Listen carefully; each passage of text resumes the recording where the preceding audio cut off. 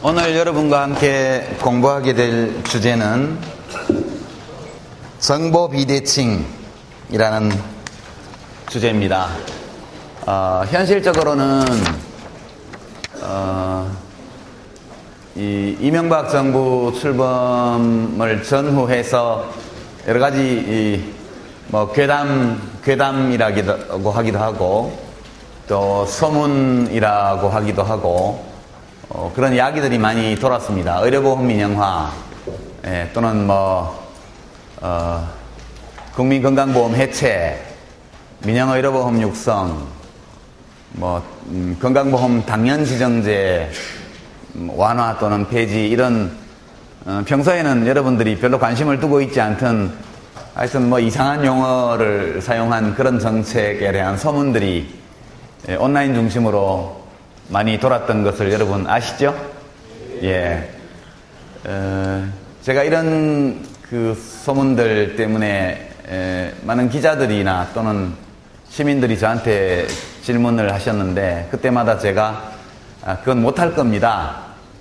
그건 아마 정부가 할 수 없을 겁니다. 이렇게 대답을 했고요. 그 뒤에 설왕설래가 있다가 전재희 이 보건복지부 장관이 취임한 후에 그런 것은 검토하고 있지 않다, 이렇게 이제 명확하게 선을 그었습니다. 문제가 완전히 말끔히 정리된 것은 아닙니다. 이것은 사회적인 이슈로 보통 이야기를 합니다만, 그 저변을 들여다보면 뚜렷한 경제적인 측면을 가지고 있는 쟁점입니다. 그래서 우리가 오늘은 이런 논란들을 우리가 접할 때, 보도를 볼 때, 사람들의 이야기를 들을 때 도대체 이 문제가 어디에서 유래된 것이고 이런 문제들을 어떻게 접근해야 하는가, 이런 이제 인식의 토대를 한번 마련해보자는 뜻에서 오늘의 주제를 마련했습니다. 이것은 매우 특수한 현상처럼 보이지만 그렇지가 않습니다. 이 정보 비대칭 문제는 우리들의 경제생활 전반에서 아주 광범위하게 나타나고 있는 문제이고, 우리가 인지하고 있든 아니든 간에 우리들의 실생활에 깊이 들어와 있는 문제입니다. 오늘 주제는 전통적인 경제학에서는 인식하고 있지 못했거나 또는 거의 다루지 않았던 문제입니다.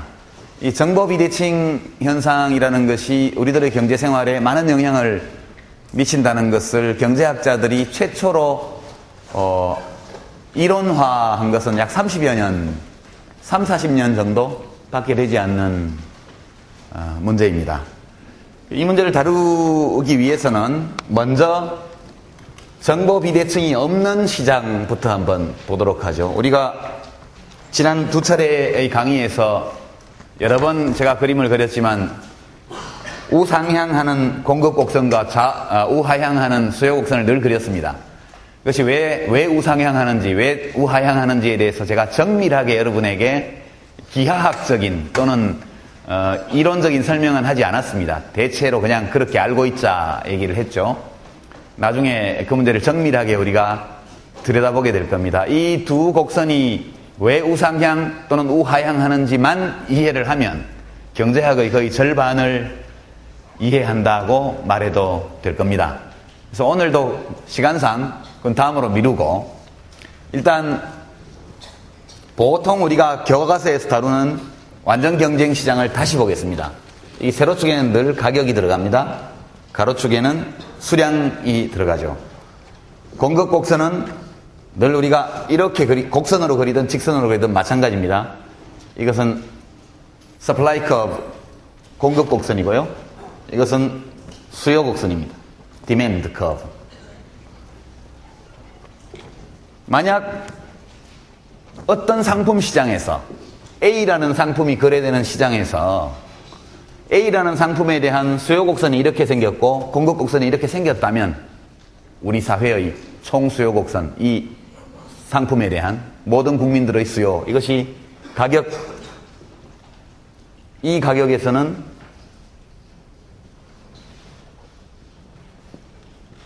이것을 P1이라고 하겠습니다. 이 가격에서는 소비자들이 Q1만큼을 수요하게 됩니다. 공급자들은 이 가격이 이 정도 수준에 있을 때는 요만큼만을 공급하려고 그래요. 이것을 Q1, 이것을 demand라고 하고요.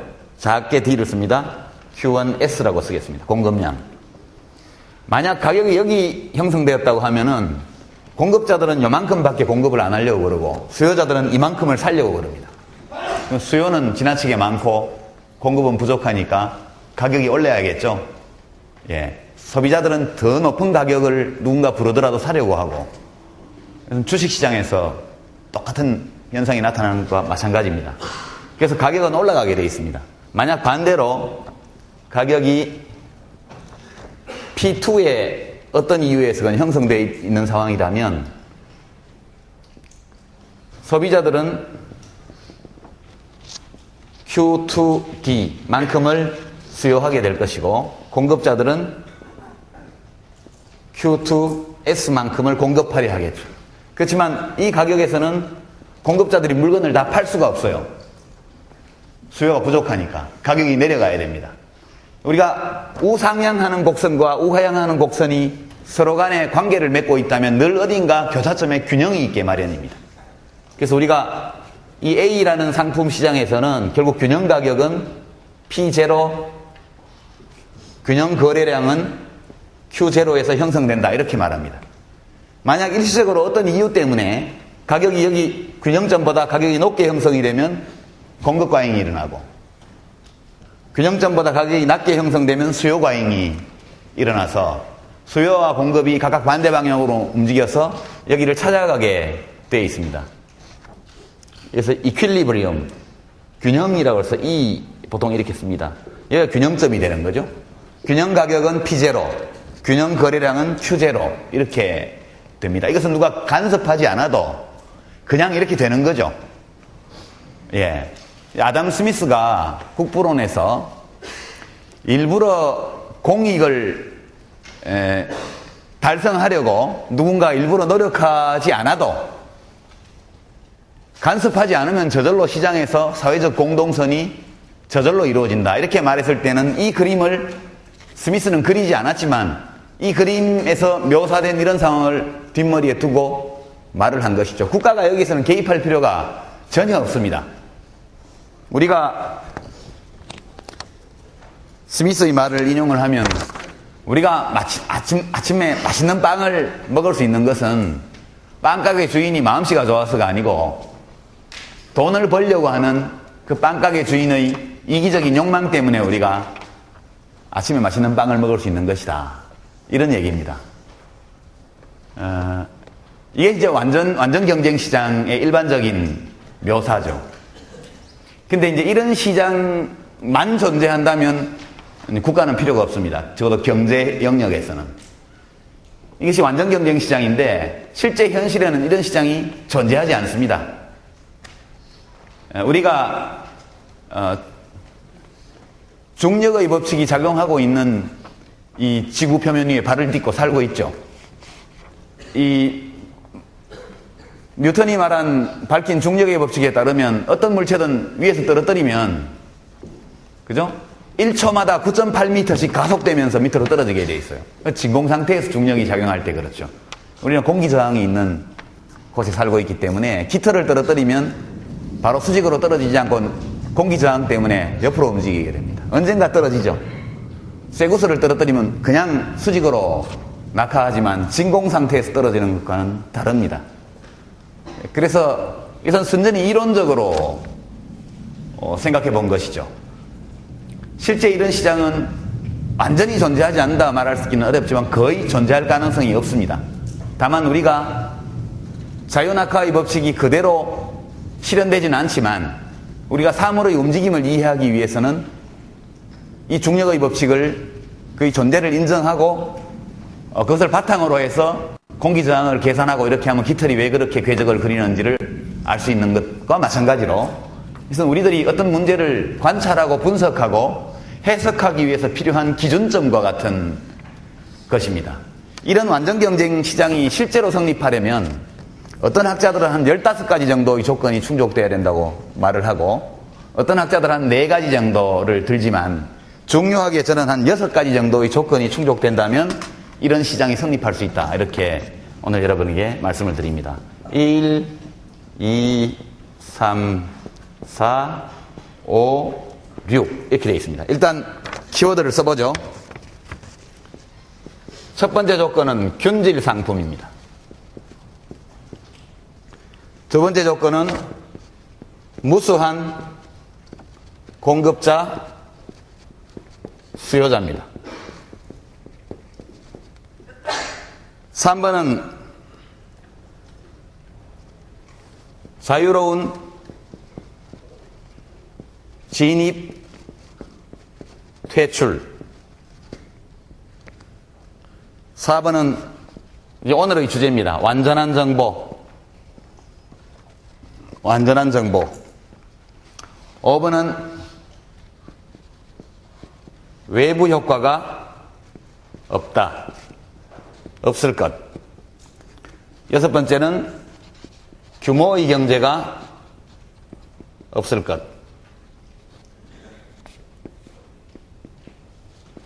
예.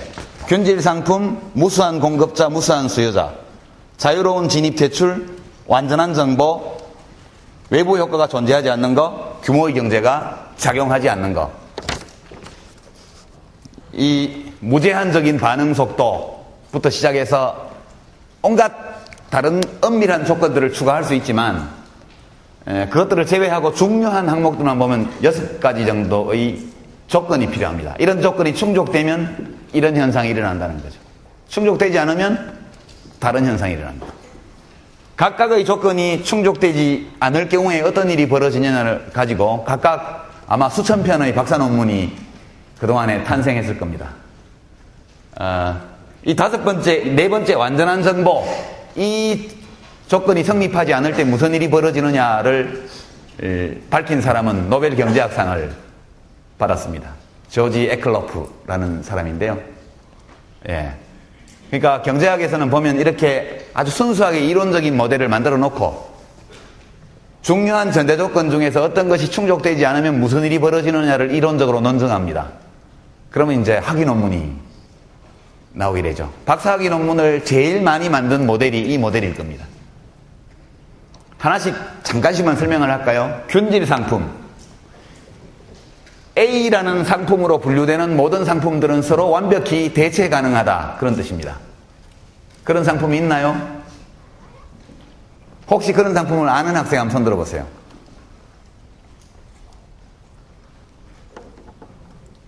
예. 없습니다. 완벽하게 대체 가능한 상품이라는 것은 없죠. 예.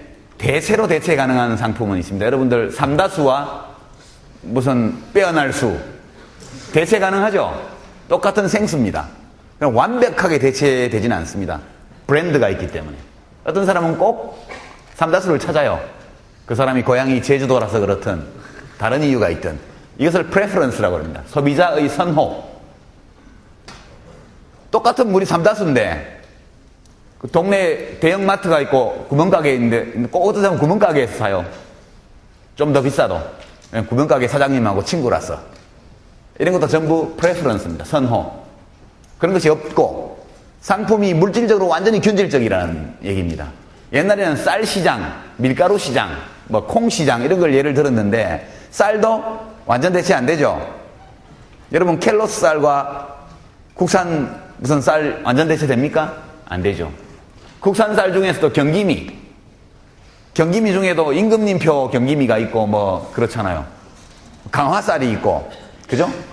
공급자들은 언제나 자기의 제품을 차별화시키고 싶어 합니다. 차별화된 제품일수록 강한 시장 지배력을 가질 수 있기 때문에 공급자들은 늘 자기의 제품이 특별하다고 말하고 싶어 하죠. 예컨대 영화 시장 이런 것은 완전히 비균질적인 시장입니다. 여러분 뭐 에로 영화끼리 대체 가능하겠죠, 부분적으로. 그죠? 옛날에 히트친 에로 영화가 뭐 저서 부인 뭐 시리즈 이런 거 있었죠, 그죠? 뭐 그 등등 이상한 패러디 제목을 단 에로 영화들이 많은데 여러분 안 봐요? 가끔 보잖아요. 케이블 틀어봐도 나오고. 비슷비슷한 에로 영화지만 에로 영화끼리는 대체가 가능하지만 에로 영화하고 이소룡의 이 무술 영화하고는 대체 가능성이 매우 적죠. 그 영화라는 시장은 굉장히 차별적 독점 시장이라고 얘기를 합니다. 차별적 독점 시장.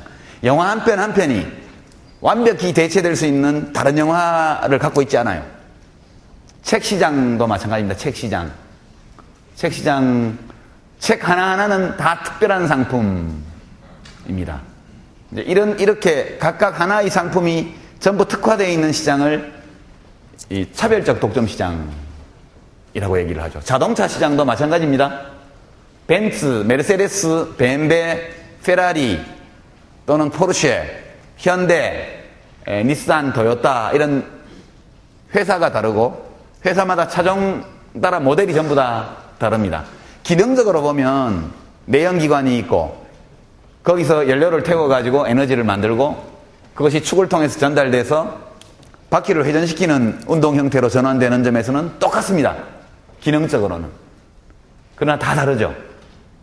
메르세데스는 우아함, 프레스티지 이런 이미지와 연결되어 있는 제품입니다. 벤베, 젊음, 속도 이런 이미지를 갖고 있죠. 현대, 옛날에는 싸구려 근데 요새는 굉장히 산뜻하고 안전한 차 이렇게 자꾸 바뀌지만 각각의 제품들은 독특한 이미지를 형성을 하고 있습니다. 완벽한 대체가 안 됩니다. 그래서 균질 상품이라는 건 그런 뜻이고요. 두 번째로 무수한 공급자, 무수한 소비자 이건 알겠죠? 공급자가 한 사람이면 공급 기업이 하나면 독점 시장이 되게 돼 있어서 여기서는 가격이 공급자나 생산자에게 주어진 것으로 받아들입니다. 시장에서 가격이 이렇게 형성되어 있으면 덜 생산하지. 더 사야 되겠네. 모든 수요자와 공급자에게 가격은 주어진 겁니다. 자기가 가격에 영향을 못 미쳐요. 그러니까 독점 공급자나 독점 수요자가 있으면 가격을 그 독점 공급자나 수요자가 결정하게 되어 있습니다. 공급자도 하나, 수요자도 하나면 쌍방독점이 되겠죠. 되게 쌍방독점은 군수품을 생산하는 중화공업회사하고 국가가 쌍방독점이 되는 경우가 많습니다. 이런 경우에 쌍방독점 당사자들은 뇌물을 주고받고 이렇게 만장일치 모델을 만들어서 국민들을 등치는 경우가 많죠. 독점은 언제나 좋지 않은 겁니다. 무수한 공급자, 무수한 수요자라는 것은 개별 공급자, 수요자에게 시장 가격은 주어진 것이다. 자기가 영향을 못 미친다. 그런 뜻입니다. 세 번째, 자유로운 진입 퇴출. 진입 장벽이 없어야 된다는 거죠. 공급자가 이거 하다가 수지 안 맞는다. 그러면 언제든지 자본을 빼서 다른 데로 갈 수 있어야 되고, 다른 산업으로. 그렇죠? 또 다른 산업에서 하다가 저 산업이 장사가 잘 되는 것 같다 싶으면 거기 자본을 빼가지고 이쪽으로 옮길 수 있어야 됩니다. 이것은 하나의 시장만을 관찰한 것이지만 이 국민경제는 여러 가지 이 상품 시장이 다 있기 때문에 자본이 그 각 산업 사이를 왔다 갔다 합니다. 그때 이 A라는 상품을 거래하는 시장에 진입을 막는 장벽이 없어야 됩니다. 진입 장벽이 있으면 기존의 공급자들이 독점권을 행사하기 때문에 경쟁시장이 성립하지 않습니다. 이건 매우 여러분 뉴스 보시면 어저께 발표한 서비스 선진화 대책 이명박 정부가 발표한 거 거기 보면 불합리한 진입 장벽을 없애야 된다 이렇게 얘기를 하죠. 그죠? 의사나 변호사만 지금 법률사무소나 병원을 열게 돼 있는데 누구든지 돈 많은 사람이 의사 변호사를 고용해서 법무법인이나 병원을 열 수 있다. 이렇게 되면 자격증과 결부되어 있는 진입 장벽을 없애버리는 것이죠. 그게 좋으냐 나쁘냐는 별개의 문제입니다. 어쨌든 진입 장벽이 있으면 경쟁시장이 성립 안 합니다. 완전한 정보, 이것은 소비자나 생산자들이 이 A라는 상품과 관련되어 있는 모든 시장 정보를 똑같이 정확히 다 알고 있다 그런 뜻입니다. 예컨대 갑이라는 사람은 똑같은 신발을 10,000원에 파는데 을은 9,000원에 판다. 그럼 10,000원짜리는 안 팔리고 9,000원짜리는 팔려야 돼요. 근데 소비자들이 그걸 모르게 되면 일물일가의 법칙이 성립할 수가 없습니다. 그리고 그 제품이 정말 좋은지 안 좋은지도 소비자가 알아야 되고요. 모든 정보를 다 알고 있다는 뜻입니다. 시장 참가자들이. 완전한 정보. 그러나 공급자는 알고 있는데 수요자는 모르고 있는 정보가 있다든가 또는 수요자는 어떤 거래의 당사자 가운데 어느 한쪽은 그 정보를 가지고 있는데 다른 한쪽은 갖고 있지 않을 때 이것을 information asymmetry, 정보 비대칭 또는 비대칭 정보라고 얘기합니다. 포괄적으로는 불완전 정보라고 하기도 하죠. 여러분이 고속도로를 차로 운전할 때 내려가면서 뭐 일죽 근처에 있는 휴게소에 들렀는데 휘발유가 뭐 1750원이다. 그러면 그 다음 주유소에 얼마인지 알면 모르겠지만 모르면 그냥 넣을 수밖에 없죠. 그러나 다음 주유소에서 1600원이다. 그러면 안 넣고 그냥 갈 겁니다. 그죠? 그래서 이 불완전 정보 문제는 광범위하게 나타나는데 얼마 전에 주유소의 가격 정보를 인터넷으로 공지하게 한 것이 이 불완전 정보를 해소하기 위한 조처입니다. 이것도 시장에서 광범위하게 벌어지는 일 가운데 하나죠. 이따 어차피 다루게 될 거니까 넘어가고요. 외부 효과 없는 것은 우리가 지난 시간에 공공재 관련해서 공부를 했죠. 외부 효과가 있으면 무임승차 행동이 나타나기 때문에 수요자들이 정당한 값을 내고 사려고 하지 않아요. 그럼 공급자들은 그 제품을 공급하지 않게 됩니다. 그래서 외부 효과가 강하게 나타나는 경우에는 시장에 맡겨놓으면 아예 공급이 전혀 이루어지지 않는 사태가 발생합니다. 규모의 경제, 이것도 아시죠? 자연 독점과 관련된 겁니다. 지난 시간에 다뤘죠? 생산량을 늘리면 늘릴수록 평균 생산비가 떨어지는 그런 산업에서는 전국적으로 하나의 공급자만 남게 되어 있습니다. 자연 독점이 출현하게 되어 있죠. 일시적으로 이런 시장이 있다 하더라도 공급자 중에 어느 한 기업이라도 규모의 경제를 실현하는 데가 있으면 여기서 나머지 공급자를 다 잡아먹게 되어 있습니다. 시간이 지나면 하나의 공급자만 남게 되죠. 그 외에도 무수한 조건들이 있습니다. 무제한적 반응 속도. 그러니까 빨리빨리 반응을 해야 돼요. 이 시장이. 속도가 너무 느리면 그 사이에 또 환경이 변해서 균형점이라는 것이 성립되지 않는다. 뭐 등등 해서 한 11개의 이 전제 조건이 따르는데 생략합니다. 이 6가지 정도의 조건이 충족되면 이런 경쟁시장이 성립됩니다. 근데 실제 이런 경쟁시장은 거의 존재하지 않는다. 그렇게 말씀드릴 수 있습니다. 오늘 우리가 다루는 것은 우리가 어제 규모의 경제는 지난주에 자연 독점을 다루면서 이미 한번 다뤘고요. 외부 효과도 공공재를 다루면서 이미 한번 이야기를 했습니다. 오늘은 정보 문제를 다루게 됩니다. 나중에 또 기회가 된다면 이 3번 문제라든가 이런 것 또는 1번 문제 굉장히 흥미로운 이슈입니다. 자동차를 특히 1번 문제 같으면 북한에서 남북 간 거래하는 것을 유무통상이라고 해요. 유무통상. 그렇죠? 우리는 남북 간의 무역이라고 얘기를 하지만 북에서는 유무통상이라고 합니다. 유무통상. 서로 간에 있는 걸 팔고 없는 걸 산다는 뜻이죠. 북한에 우라늄이 있으면 우리가 우라늄을 사고 우리는 핸드폰을 잘 만드니까 북한에 수출하는 이른바 내셔널 굿이 아닌 거. 국내에서 소비되고 생산될 수밖에 없는 걸 제외하고 서로 없는 거, 있는 거를 상대방에게 팔고 없는 걸 사오는 게 원래 통상의 기본입니다. 국제 간에. 근데 실제 이루어지는 무역을 보면 그렇지 않아요. 한국도 자동차를 잘 만들죠. 그리고 유럽과 미국에 수출을 하잖아요. 동시에 한국 사람들은 또 미국과 일본과 유럽에서 자동차를 사오죠. 기능상 똑같은 제품인데 서로 간에 서로 다른 산업의 생산품을 거래하는 것이 아니고 같은 산업에 속하는 생산품을 서로 거래해요. 이걸 산업 내 무역이라고 합니다. 산업 내 무역. 그러니까 인트라 인더스트리 트레이드라고 얘기를 하는데 이런 현상이 지배적입니다. 왜 그런 현상이 벌어지는가 하는 게 이 1번과 관련되어 있는 문제인데요. 매우 흥미로운 주제지만 우리는 경제학 전공자들이 아니니까 넘어갑니다. 혹시 나중에 다룰 기회가 있으면 너무나 재미있는 현상이기 때문에 한번 다루도록 그렇게 하겠습니다. 오늘은 이제 정보 비대칭에 대해서 여러분께 스피디하게 설명드리겠습니다. 무척 재미있는 현상이지만 이해하기에 그렇게 어려운 현상은 아닙니다. 정보 비대칭 현상은 원래부터 광범위하게 존재하고 있던 현상인데 경제학자들의 눈에 들어온 것은 얼마 되지 않습니다.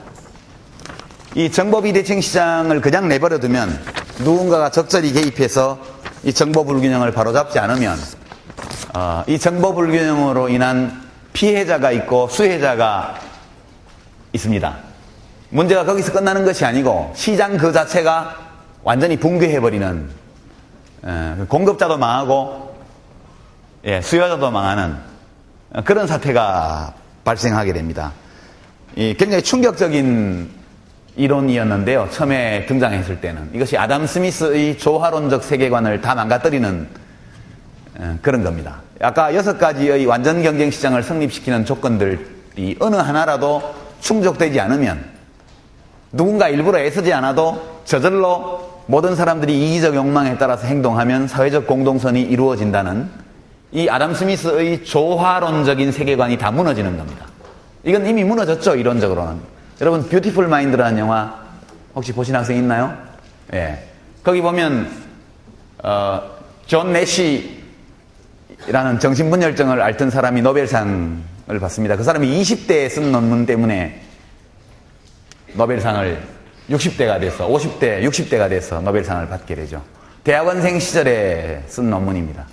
게임 시어리의 기초가 되는 내쉬 균형이라는 그런 모델이었는데요. 그 짧은 아주 수학 공식으로 가득 차 있는 그 논문 하나가 국부론 이후 250년 가까이 경제학계 사회과학을 지배했던 아담 스미스의 세계관을 완벽하게 무너뜨리죠. 이 세상은 그렇게 조화로운 것이 아니다. 갈등과 대립으로 가득 차 있고 이 갈등과 대립, 각 개인의 이기적 욕망에 따른 행동, 이런 것들은 모두가 공도 동망하는 비극으로 끝날 수도 있다. 오히려 그와 같은 각자 이기적 욕망에 따른 행동이 공동선을 이끌어내는 것은 아주 예외적인 경우이고 일반적으로는 공동선을 해친다. 이런 결론이 되겠습니다. 그만큼 충격적인 것은 아니었지만 이 조지 에클로프라는 사람의 레몬 시장에 관한 논문, 이것이 많은 경제학자들에게 충격을 줍니다. 이게 1970년에 발표된 논문인데요.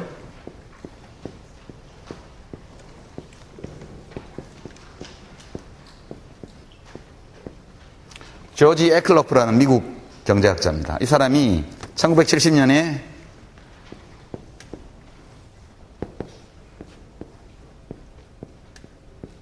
The Market for Lemon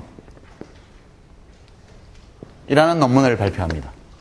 여기서 레몬이라는 것은 먹는 레몬이 아니고 불량 중고 자동차를 말하는 것이죠.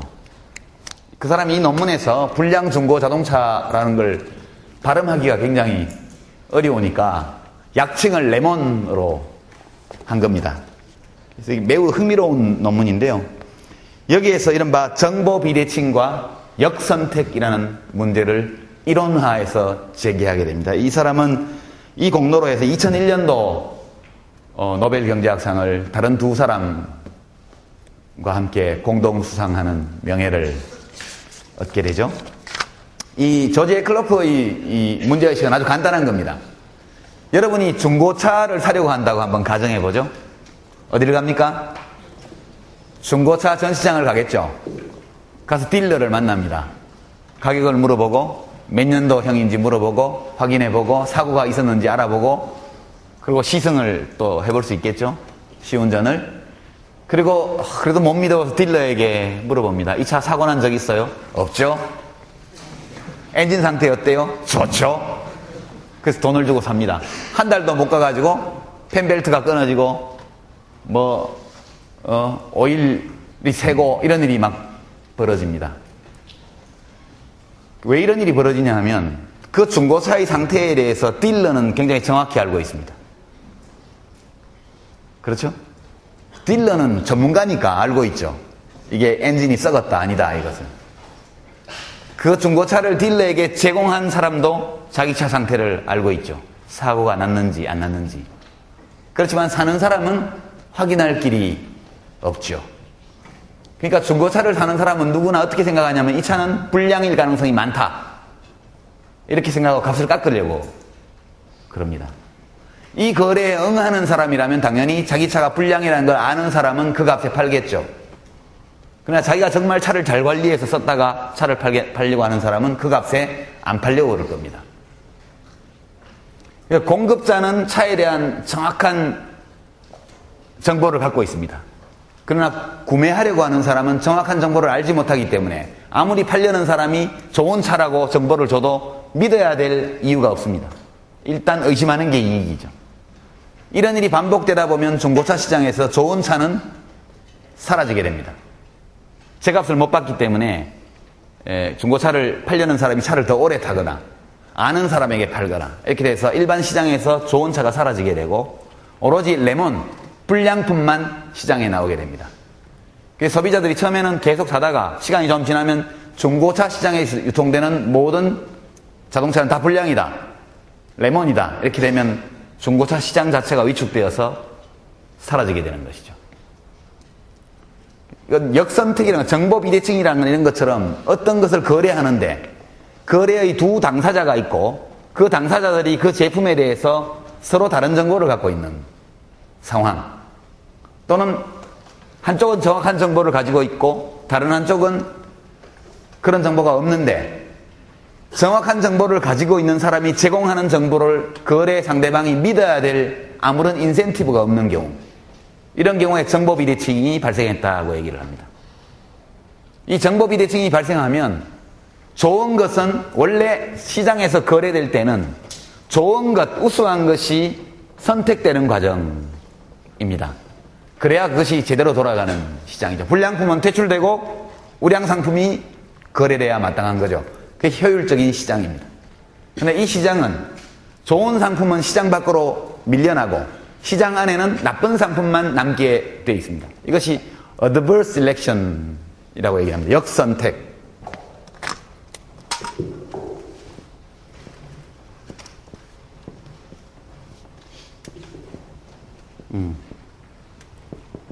그냥 역선택입니다. 역선택.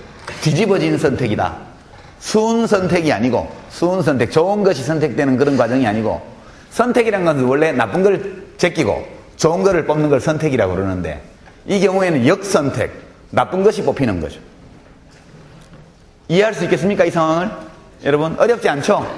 여러분이 중고차 딜러이거나 또는 중고차를 팔려고 하는 사람이거나 또는 중고차를 사려고 하는 사람이라고 가정하고 상황을 생각해 보면 금방 이해가 됩니다. 그래서 이 논문이 나왔을 때 많은 사람들이 충격을 받았죠. 왜 충격을 받았냐? 이 간단한 걸 나는 왜 생각을 못했을까? 대학원 수준의 경제학 교육을 받은 사람이라면 누구나 볼 수 있는 문제이고 누구나 생각할 수 있는 간단한 이론입니다. 이런 이론이 나올 때마다 경제학자들은 자기 머리를 때리죠. 바보. 나는 왜 이 생각을 못했을까? 그 생각을 하면 노벨상을 받죠. 콜럼버스의 달걀 이야기와 똑같은 겁니다. 뉴턴의 중력법칙도 지금 생각하면 생각하기 쉬운 일입니다. 그러나 누구도 뉴턴이 그 얘기를 할 때까지는 생각하지 못했죠. 아인슈타인이 내가 빛과 같은 속도로 이동하면 무슨 일이 벌어질까? 이런 터무니없는 상상을 하면서 학교에서 쫓겨나갖고 방황하고 있을 때 누구도 내가 빛과 같은 속도로 움직일 때 무슨 일이 벌어질지에 대해서 아무도 생각하지 않았습니다. 오직 아인슈타인만이 그 문제를 진지하게 탐구했던 것이죠. 그 결과 특수상대성 이론, 일반 상대성 이론으로 이렇게 나오게 됩니다. 상대성 이론은 굉장히 어려운 거지만 그 생각은 누구나 할 수 있는 거죠. 그래서 이 에클로프 같은 분은 많은 경제학자들에게 열등감과 자기 비하 그리고 후회 이런 것들을 안겨준 인물입니다. 그 최초의 충격에서 벗어나서 사람들이 이 문제를 진지하게 살펴보기 시작했을 때 많은 문제들을 새롭게 인식할 수 있게 됐습니다. 이 현상이 단지 중고차 시장에서만 나타나는 것이 아니라 우리들의 삶의 아주 중요한 영역에서 광범위하게 존재하고 있는 문제였구나. 그렇게 해서 이 정보 비대칭을 이라는 이 프레임을 가지고 많은 문제들을 새롭게 관찰하기 시작합니다. 그때 제일 먼저 눈에 들어온 것이 의료 서비스 시장이 되겠습니다. 이 불량 자동차 시장, 레몬 시장의 문제를 해결하는 길은 딱 하나가 있죠. 신뢰할 만한, 소비자가 신뢰할 만한 권위 있는 에이전트, 대리인을 만드는 것입니다. 그래서 민간에서는 여러분 길 다니다 보면 식당에 since 1900 몇 년 이렇게 많이 써놨죠. 우리나라도 요새. 외국에 가면 그게 써진 데가 굉장히 많습니다. 왜 그걸 써놓냐 하면 우리 식당이 100년 되었다는 것은 100년 동안 소비자의 신뢰를 받아왔다는 증거입니다. 낯선 곳에 와서 밥 먹을 곳을 찾는 여행객들이 100년 된 식당이라면 믿을만 하지 않겠어? 어느 식당에 가나 맛있어요? 물어보면 네, 맛있습니다. 대답하는데 맛있는지 안 맛있는지 먹어봐야 알죠? 먹어보고 맛없으면 그때 후회해도 이미 늦죠? 그래서 식당에 since 몇 년이라고 써놓는 겁니다. 우리 식당은 1859년부터 지금까지 150년 동안 존재해왔습니다. 이걸 광고하는 거죠. 자동차 딜러들도, 중고 자동차 딜러들도 그 전략을 쓰기 시작합니다. 소비자들이 저 딜러는 믿을 수 있어. 결국 reputation, 명성을 획득함으로써 그 신뢰를 가지고 자동차 중개업을 하는 것이죠. 그래도 사적 이익을 위해서 일하니까 확실히 믿을 수는 없죠. 그래서 공인 인증기관들이 등장하기 시작합니다. 유럽에 가보면 ADAC라고 합니다. ADAC. 그게 클럽인데요, 클럽.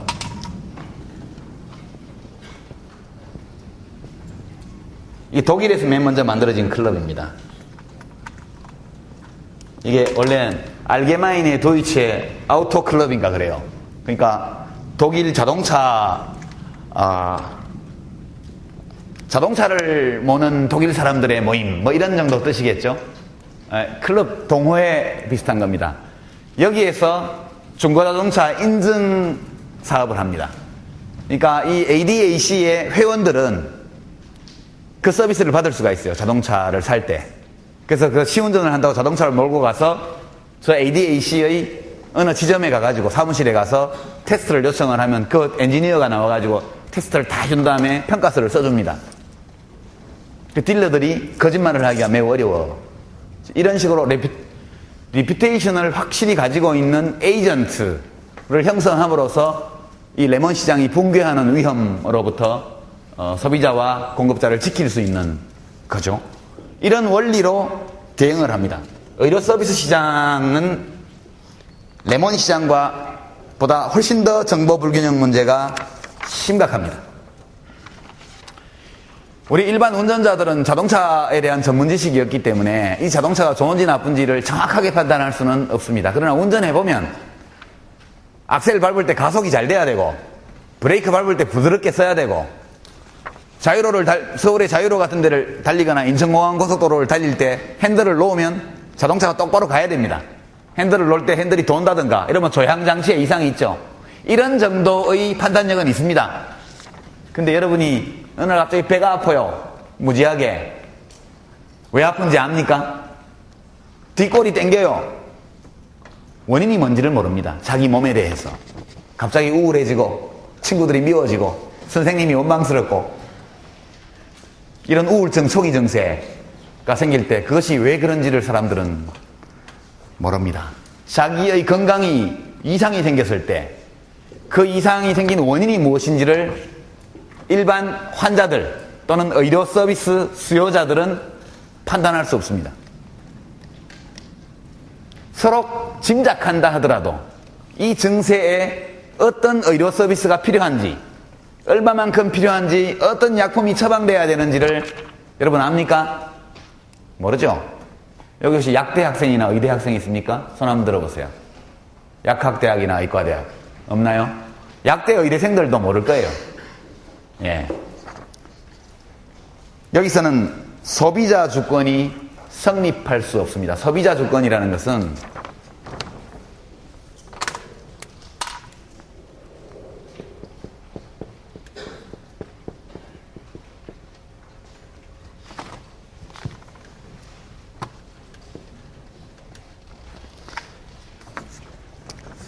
경제학에서는 개인이 주체입니다. 우리가 첫 시간에 이야기를 했죠.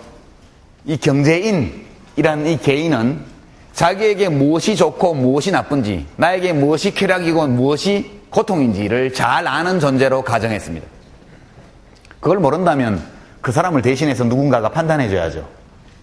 그러면 이 민주주의, 개인주의에 기초를 두인 민주주의 질서는 다 무너지게 되죠. 내일 아침 밥상 메뉴를 뭘 할지를 대통령이 결정해줘야 돼요. 심각하죠? 옛날에는 그랬던 적이 있어요. 여러분도 도시락 검사한 적 있나요? 예.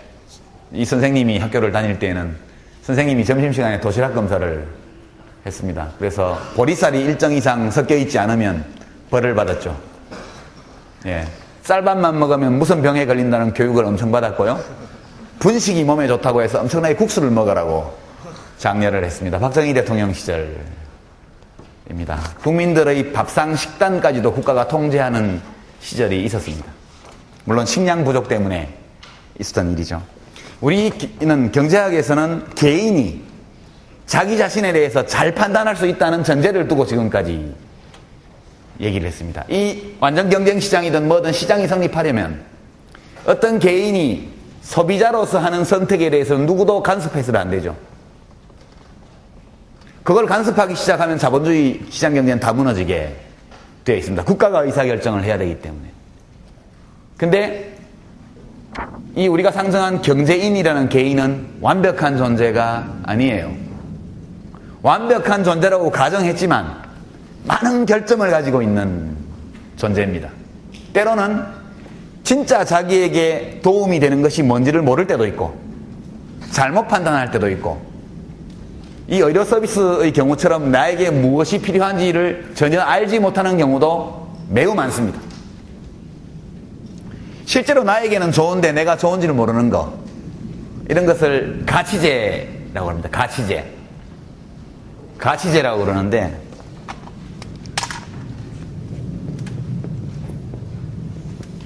가치제가 있으면 비가치제도 있겠죠? 이게 merit good,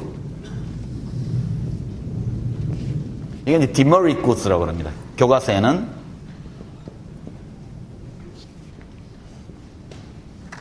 가치제는 어떤 걸까요? 책, 이런 거, 책 읽으면 참 좋은데 얼마나 좋은지를 사람들이 과소평가하는 경향이 많아요. 그래서 출판 지원을 국가가 하는 이유는 국민들이 책과 같이 좋은 가치제를 너무 적게 소비하니까 많이 소비하시라고 그래서 글 쓰는 사람들이 내는 소득세는 다른 직업보다 제일 적어요. 예. 인쇄 수입은 20%만 소득으로 인정합니다. 국세청에서. 제가 인쇄로 10억 원을 받으면 2억 원만 소득으로 잡고 과세하거든요. 근데 글 쓰는데 뭔 비용이 들겠어요? 80%를 비용으로 쳐주거든요. 그 이유는 글 쓰는 일은 사람들에게 책이라는 것이 소비자가 생각하는 이상으로 좋은 것이기 때문에 사회적으로 필요한 것보다 적게 소비되는 경향이 있다. 그러니까 이걸 많이 소비시키려면 싼 값에 공급이 많이 이루어져야 되니까 공급자들에게 그런 혜택을 주는 겁니다. 필자들에게. 재밌죠? 이것도. 왜 그럴까? 국세청에서 소득 인증 비율을 나타낸 표를 보면 학술 연구, 집필 이런 게 제일 세율이 낮게 되어 있습니다. 가시제는 많이 있습니다. 연극, 영화, 전부 다 문화상품이 일반적으로. 그래서 영화진흥기금, 도서관을 국가가 운영하고 또 박물관을 국가가 만들고 이 모든 것들이 다 이런 것들이 가치제이기 때문입니다. 국민들이 자기가 생각하는 것보다 더 좋은 거니까 더 많이 소비하게 하는 거죠. 비가치제는 어떤 게 있을까요? 좋다고 생각하는데 실제 안 좋거나 술, 오케이. 예, 담배, 또 극단적인 경우 마약, 포르노 비디오 이런 게 전부 다 좋다고 생각을 하지만 실제로는 좋지 않거나 덜 좋거나.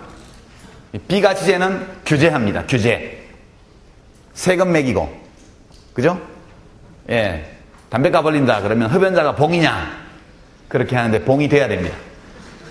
좋지 않은 거를 자꾸 소비하니까 값을 자꾸 올려서 덜 소비하게 해야 돼요.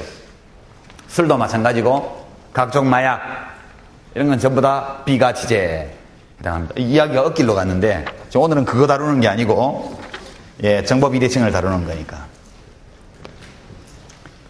소비자 주권이 의료 서비스 시장에서는 성립되지 않습니다. 소비자가 왕이 아니에요. 의사가 왕입니다. 왜냐? 의료 소비자는 자기에게 뭐가 좋은지를 아예 판단할 수 없으니까 의사가 대신 판단하는 거죠. 소비자 주권이라는 것이 등장할 수 있는 근거가 전혀 없어요. 소비자에게는 선택권이 없습니다. 내가 의사여서 나에게 무엇이 필요한지 잘 아는 경우에조차 성립 안 됩니다. 내가 의사인데 운전을 하고 가다가 차가 전복됐습니다. 그래서 어깨뼈가 부러졌어요. 쇄골이 부러졌어.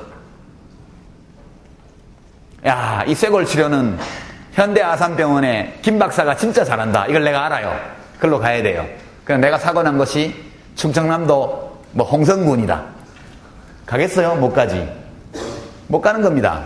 그러면 홍성의료원에 가가지고 일단 붙여야죠. 선택권이 없습니다. 환자에게는. 거래를 위한 협상도 못합니다. 맹장염에 걸렸어요. 내가 의사예요. 알아요. 맹장염이라는 거를. 근데 병원비 얼마예요? 물어보고 우리 50만 원이에요. 그러면 비싸네. 저 옆 동네는 30만 원밖에 안 하던데 다시 택시 타고 옆 동네로 갈 수 있나요? 못 가죠. 소비자 주권이라는 게 성립되지 않습니다. 그래서 완전 공급자 시장입니다. 만약 의료 서비스를 시장 원리에 맡겨놓는다면 무슨 일이 벌어질까? 의사가 세계를 지배하겠죠. 그렇지 않습니까? 서양 속담에 재산을 잃으면 조금 잃는 것이요, 명예를 잃으면 많이 잃는 것이요, 건강을 잃으면 다 잃는 것이다. 그런 격언이 있습니다. 아플 때 사람은 소비자 주권이 성립되지 않는 세 번째 이유. 첫 번째는 뭐가 뭔지 몰라서. 두 번째는 알아도 선택할 수 없어서. 그렇죠? 세 번째는 인간이 비합리적이어서. 이게 세 번째 이유입니다. 내가 재산이 한 1000억쯤 되는 부자라고 하죠. 백혈병에 걸렸습니다. 근데 어떤 의사 선생님이 또는 한의사가, 침구사가 보장합니다. 침 한 방으로 당신의 백혈병을 완전히 낫게 해주겠다. 당신의 1000억 재산 중에서 999억을 나에게 달라. 여러분 어떻게 하겠어요? 어떤 사람은 너무 비싸요. 반만 가져가세요. 500억. 거래를 할 수 있겠죠. 그래서 침 한 방을 맞고 다 나았어요. 진짜 완벽하게 나았어. 혈액검사하고 조직검사 다 해봤는데 완벽히 나았습니다. 그래서 무슨 생각이 들까요? 도둑놈. 도둑놈, 그런 생각이 들 겁니다. 소송할지 모르죠. 민사소송. 위계에 의한 어쩌고 이렇게 해가지고. 사람은 효용함수라는 걸 갖고 있어요. 효용함수는 어떤 거냐면 나는 맑은 하늘이 흐린 하늘보다 좋아. 이것이 하나의 효용함수라고 할 수 있습니다. 다른 사람은 난 비 올 때가 좋더라. 나는 맑은 하늘보다 흐린 하늘이 좋아. 이 두 사람은 서로 다른 효용함수를 가지고 있다. 경제학자들은 그렇게 이야기합니다. 사람은 건강할 때와 심한 병에 걸렸을 때 다른 인격체가 됩니다. 한 사람이 서로 다른 두 개의 효용함수를 갖고 있다는 것은 인격의 분열이에요. 우리가 알고 있는 경제인의 상식으로 보면. 사람은 개인은 일관성이 있는 존재입니다. 자기의 가치체계, 가치판단. 근데 아플 때는 재산을 다 주고도 건강을 사려고 했던 사람이, 그런 효용함수를 갖고 있던 사람이 몸이 낫고 나니까 그거 너무 비싸. 한 1억 원만 줬어도 충분한데 다른 효용함수를 가지게 됩니다. 아플 때와 아프지 않을 때는 그 개인이 전혀 다른 인격체가 되는 것이죠.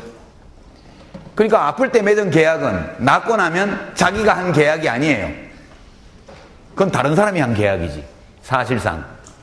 이런 문제가 있습니다. 그래서 이것을 시장 원리에 그냥 맡겨서 공급자와 소비자가 협상해서 가격을 정하게 하는 이런 식으로 하게 되면, 옛날에 가뭄이 크게 들면 문전옥답 열맞이기를 보리쌀 서말하고 바꾸듯이 몸 아픈 사람이 자기 전 재산을 의사한테 갖다 바치고 치료를 받는 일이 발생하게 되어 있습니다. 이 세 가지 이유 때문에 의료 서비스 시장은 완전 경쟁 시장도 아닐 뿐만 아니라 거기서는 소비자가 왕으로서 주권을 행사하는 것이 원천적으로 불가능한 시장이 되는 겁니다. 근본적인 출발은 정보비대칭이 가장 큽니다. 정보비대칭. 의료 서비스 시장은 완벽한 정보비대칭 시장입니다. 여기는 등가 교환이라든가 합리적 거래라든가 이런 것들이 전혀 성립할 수 없습니다. 의사협회에서 나온 성명 이런 걸 보면 대한민국 의료제도를 사회주의 의료제도다 이렇게 이야기하더군요. 사회주의 의료제도다. 사회주의라고 하는 이유는 모든 국민을 강제로 보험에 가입하게 했다. 보험에 가입하냐 안 하냐는 경제 주체인, 합리적 경제인이 스스로 선택해야 되는 문제인데, 국가가 법으로 모든 국민이 자동적으로 직장보험이나 지역보험에 가입하도록 강제를 했잖아요. 이건 선택권에 대한 침해. 보험에 드냐 마냐는 각자가 결정하는 문제지 왜 온 국민을 다 보험에 들게 하냐. 둘째, 왜 물건값을 정부가 정하냐. 지금 의료 서비스 가격은 보건복지부 장관이 고시하도록 되어 있습니다. 장관이 지 맘대로 하는 게 아니고 건강보험 심사평가원이라는 기관이 있습니다. 조재현 씨가 홍보대사죠. 모릅니까 여러분? 라디오 광고나 TV 광고 보면 심평원 씨 이렇게 물어보면 아 예 그러면 어느 병원이 감기에 항생제 덜 써요? 이렇게 물어봅니다. 저 이제 심평원 씨라면 네 그러면 의과대학 나오셨어요? 이렇게 물어보죠. 어떻게 잘 아냐? 조재현 씨가 건강보험 심사평가원의 홍보대사입니다. 배우 조재현 씨가. 근데 가격을 정할 때 심사평가원에 전문가들을 모아놓고 의료서비스의 가격을 거기서 가입자단체, 의료단체, 시민단체, 정부, 전문가 이렇게 다 모여가지고 결정을 합니다. 그래서 해마다 장관이 뭐 칼로 째가지고 꼬매는 데는 얼마 이렇게 하게 됩니다. 직접 얼마라고 하는 건 아니고 몇 점, 이렇게 몇 점, 찍고 꼬매는 거는 몇 점, 뭐 소독만 하는 거는 몇 점, 뭐 하는 거는 몇 점 이렇게 점수로 주면 병원에서 시술을 하고 나서 그 점수를 보고하면 이쪽에서 점수에 따라서 곱하기 얼마에서 돈을 내려보내주는 이런 제도를 우리가 갖고 있죠. 그래서 물건값을 정부가 지 맘대로 정하니까 이게 사회주의 아니고 뭐냐. 이렇게 일리가 있죠? 그럼 반대로 한번 가볼까요? 그걸 다 없애버리면 의사들이 세상을 지배하게 되어 있습니다. 이 소비자 주권이 성립되지 않는 극단적인 정보 비대칭 시장이 의료 서비스 시장인데 처방이 두 가지가 있습니다. 1. 정보 불균형 시장에 대한 처방은 특히 의료 서비스와 같은 이런 극단적인 정보 불균형 시장에 대한 처방은 1. 국가가 공급한다, 서비스를. 사회주의 국가는 다 이렇게 했죠. 영국도 이렇게 하고 있습니다. 영국도 의사가 공무원이죠. 국가에서 봉급을 다 줍니다. 의료 서비스 공급 자체를 국가가 국유화해버리는, 그죠? 시장에 맡길 수 없으니까 간단히 국유화하는 겁니다. 두 번째는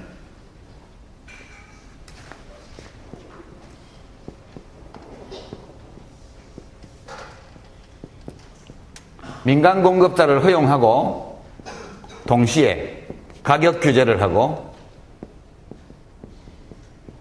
더하기 품질 통제, 품질 관리 이렇게 하는 방법이 두 번째 방법입니다. 우리나라는 두 번째 방법을 쓰고 있죠. 물론 첫 번째 방법도 있습니다. 국립의료원 이런 데는 국가가 직접 하고 있죠. 거기 의사 선생님들은 국가 공무원입니다. 국립의료원의 회계는 국가회계의 일부로 되어 있죠. 그것은 아주 미미한 비율 10% 많이 잡아도 15% 정도만이 국가가 공급하고 있고 나머지 85% 이상을 민간 공급자가 우리나라는 공급하고 있습니다. 경북대학교는 여기 들어가죠. 경북대학교 병원. 이것은 국립대학병원입니다. 그죠? 국가에서. 의사 선생님들은 뭐 공무원은 아니지만 기관 자체는 국가기관입니다. 나머지는 전부 종합병원에서 동네 병의원에 이르기까지 민간 공급자들이고 이걸 다 허용합니다. 가격은 보건복지부 장관이 고시하고요. 그죠? 그리고 품질 관리를 국가가 합니다. 이 품질 관리를 하는 것이 건강보험 심사평가원이라는, 줄여서 심평원이라는 조직입니다. 이거에 대해서는 좀 이따 얘기하고요. 국가가 왜 의료 서비스의 가격을 통제하는지에 대해서는 이제 이해가 되셨죠? 예, 이거 사회주의 여하튼 국가 통제라는 점에서 보면 그렇게 말할 수도 있지만 다른 대안이 없는 것이죠. 가격 규제를 직접 국가가 공급을 하게 되면 국가가 가격을 직접 정하는 것이고 민간이 공급하도록 해놓고 그 다음에 가격을 규제하는 것은 가격 통제입니다. 이것은 보통의 시장에서는 있을 수 없는 일입니다. 정말 사회주의 국가나 독재국가, 전체주의 국가에서나 가격 통제를 하죠. 그러나 가격 통제를 하지 않을 경우에 일어나게 될 일을 생각해보고 왜 가격 통제가 불가피한가라는 이 정보 비대칭, 이 문제를 생각해보면 정당화할 수 있는 가격 통제다. 헌법 소원을 내도 다 기각됩니다. 이 문제에 관해서는. 그 다음 문제가 여기까지 좋다 이거예요. 이거 공급자 입장에서 보면 여기까지는 받아들일 수도 있다. 그런데 우리는 보험시장, 국가보험의 영역 밖에서 진료하고 싶다. 고급 서비스를 제공하고 우리가 입맛에 맞는 손님을 고르고 그런 요구도 나오고 있죠. 보험시장으로 넘어갑니다. 국가는 왜 그냥 의료 서비스 시장을 통제하면 그만이지 무엇 때문에 도대체 보험시장까지 통제하느냐. 국민개보험, 직장에 다니는 모든 사람은 직장보험에 들고 직장에 다니지 않는 모든 사람은 지역보험에 가입하도록 강제해뒀습니다. 우리나라는 전국민 의료보험 제도를 가지고 있습니다. 축복이죠. 박정희 대통령 시절에 도입한 제도입니다. 전면 도입은 아니고 그때 조그맣게 도입했고 차차 20년, 30년 동안 넓혀서 오늘까지 왔습니다. 미국 같은 나라는 보십시오. 지금 힐러리 클린턴도 16년 전에 그랬고 지금 오바마의 제1공약이 전국민 의료보험이라는 거 여러분 아시죠? 미국은 3억 명의 국민 가운데 5천만 명이 보험이 없습니다. 의료보험이.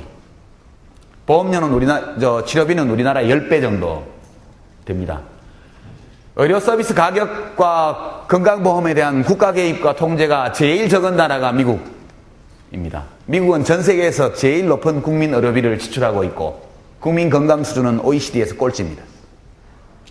이 세상에 존재하는 모든 문명국가의 의료 시스템 중에서 최악의 시스템이 미국 시스템이라는 것은 모든 보건경제학 또는 보건학 전문가들 사이에 아무런 이의 없이 인정되고 있는 객관적 진실입니다. 대한민국은 온국민 보험을 가지고 있죠. 미국이 아직 이루지 못한 꿈. 예. 이때 박수 한번 쳐야 돼요. 우리나라에 대해서. 왜 미국은 이 제도를 도입하지 못하는 것일까? 그래서 이미 의료 서비스 시장을 사적 이익의 영역에 맡겨버렸기 때문입니다. 이미 거기에 사적 기득권이 형성되었기 때문에 그 기득권의 힘 때문에 이것을 국가 통제를 할 수 없게 되어버린 것이죠. 보험이 뭐죠? 보험 시장의 정보 불균형, 정보 비대칭과 역선택으로 넘어갑니다. 이것은 의료 서비스 시장과 직결되어 있는 겁니다. 보험이라는 것은 우리 인생은 고해입니다. 고해. 부처님이 말씀하셨죠? 인생은 고해다.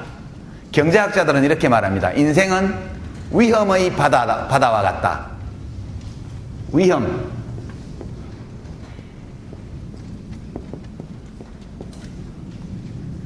우리 인생은 위험을 헤쳐나가는 항해와 같습니다. 질병, 실업, 그죠? 우리 삶을 위협하는 가장 큰 위험 요인. 죽는 거는 어차피 죽는 거니까 빼고.